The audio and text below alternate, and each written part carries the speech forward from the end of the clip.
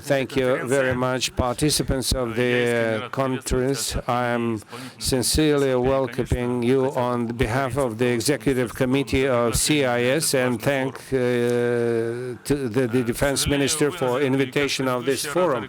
As previous speakers, I need to state that since the time of the last conference, the situation in the world didn't change to the better, and the conflict situation remains.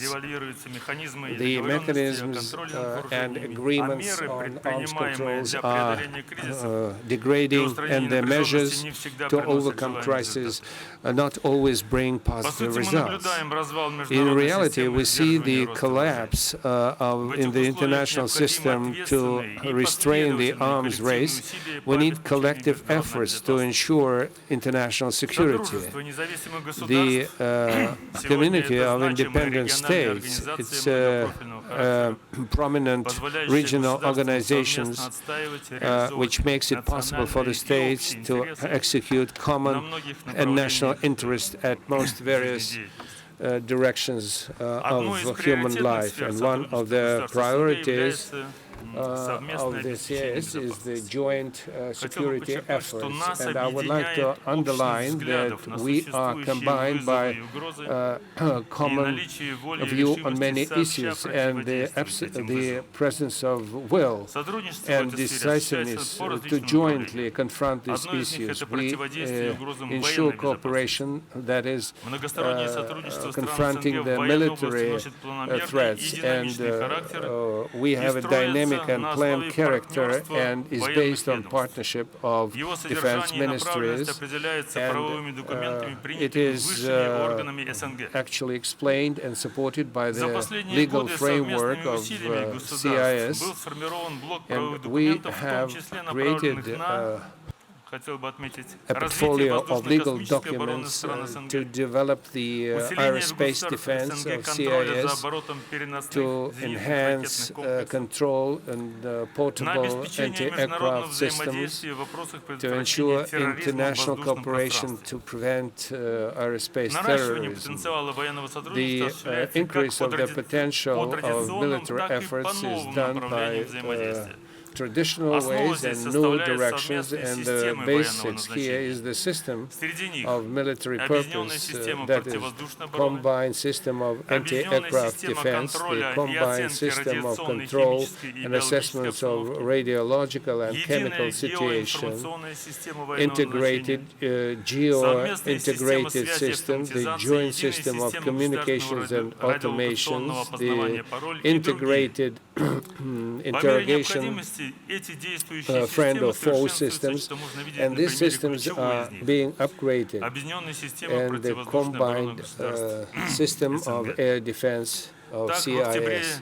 Thus, in October 2017, by the decision of the leadership, we adapted the principles to approach and to solve the issues of aerospace defense. The execution of these efforts would help us to pass over to a new level to ensure national and regional defense. The military cooperation of CIS countries place a lot of importance to practical steps.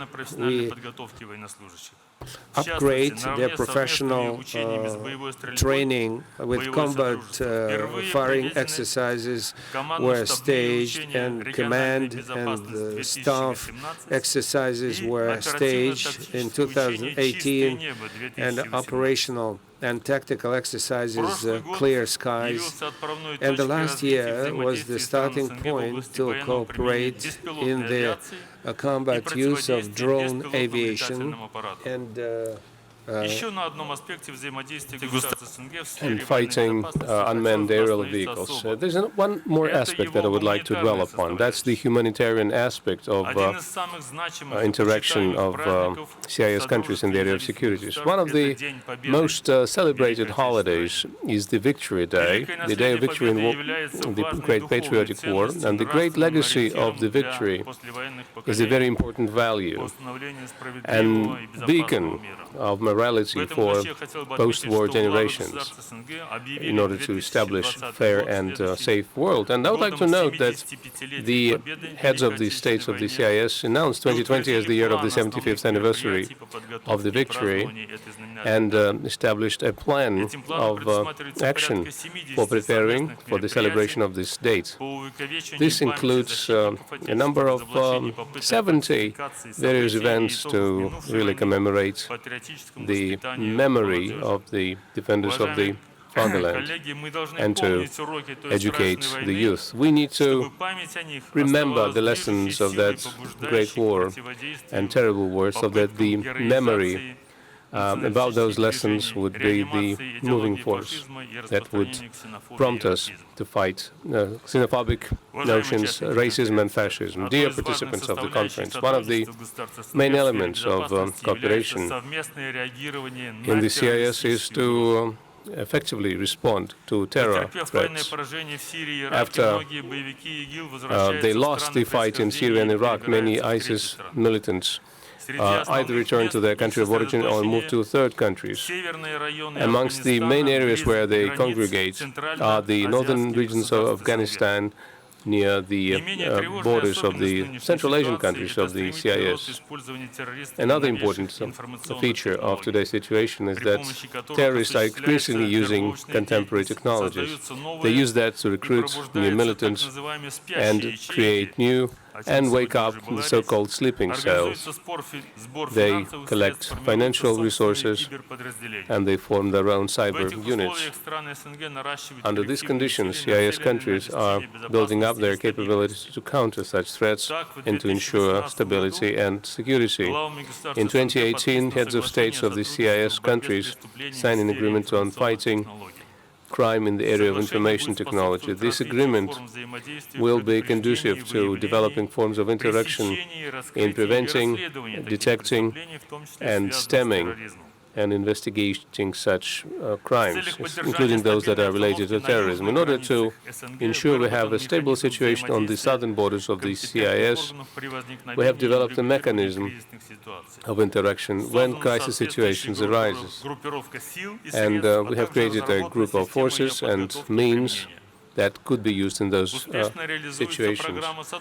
We have a successful cooperation program fighting terrorism and other types of extremism that spans 2017 and 2019.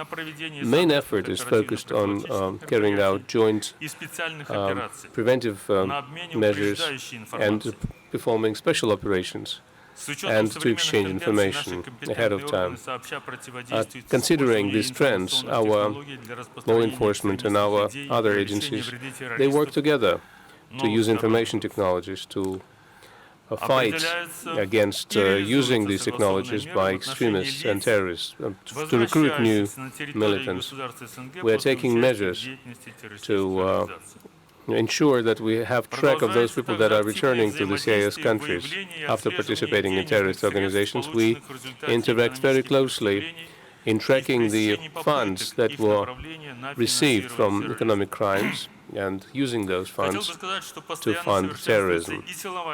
We are improving our combat readiness in terms of being able to fight terrorists. That includes our military and our special forces. Last example was 2018, where in the Kyrgyz Republic there was a joint maneuver called the Sikul Anti-Terror 2018. And during that drill, there were training on how to release people that are captured by the terrorists and to prevent such terror acts from taking place. Dear friends, we can say that only by working together we can preserve peace and stability in the world. Many years of integrated development of the Commonwealth of Independent States shows that really there is no alternative to a broad and multifaceted international cooperation in the area of security. I would like to wish to all of the participants of the conference a constructive dialogue. And most importantly, I would like to wish you a lot of successes in strengthening international security, and all the best to you. Thank you for your attention.